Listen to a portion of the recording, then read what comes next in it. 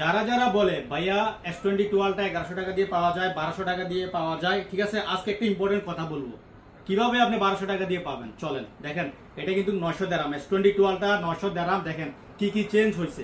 ফার্স্টে আপনি ডিসপ্লে দেখেন, ডিসপ্লে দেখছেন এখানে, ডিসপ্লে দেখেন, ডিসপ্লে কর্নারে বড়, ঠিক আছে, একদম বড় বর্ডার ডিসপ্লে, ঠিক আছে, অরিজিনাল ডিসপ্লে না, এটা ডিসপ্লে চেঞ্জ হচ্ছে।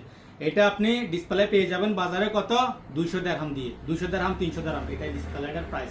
আর যেটা অরিজিনাল আছে, অরিজিনালটার প্রাইস 1100 দিরহাম, ঠিক আছে। এটা হচ্ছে অরিজিনাল, এটা হচ্ছে চেঞ্জ হচ্ছে ডিসপ্লে, আর কিছু চেঞ্জ হয়েছে, ঠিক আছে।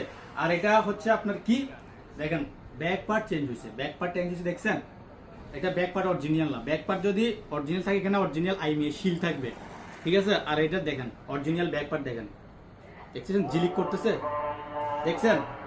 তো আমি বারবার বলি ভাইয়া, আপনি যদি সেট লন, ঠিক আছে, দেখে শুনে সেট নিবেন, যেখান থেকে নেন না কেন অরিজিনাল নেবেন। আপনি 400-500 টাকার জন্য কফি মোবাইল নেবেন, পরে আপনি পস্তাবেন, বারবার বলতেছি, ঠিক আছে। আর এটা আপনার ফিটিং হবে না, ডিসপ্লে চেঞ্জ হইলে এটা বডির সাথে মোবাইলটা ফিটিং হবে না, দেখছেন বডিটা ফিটিং হয় না, মোবাইলটা ফিটিং হয় না। তো এটা 900 টাকা 800 টাকা দিয়ে আপনি পেয়ে যাবেন।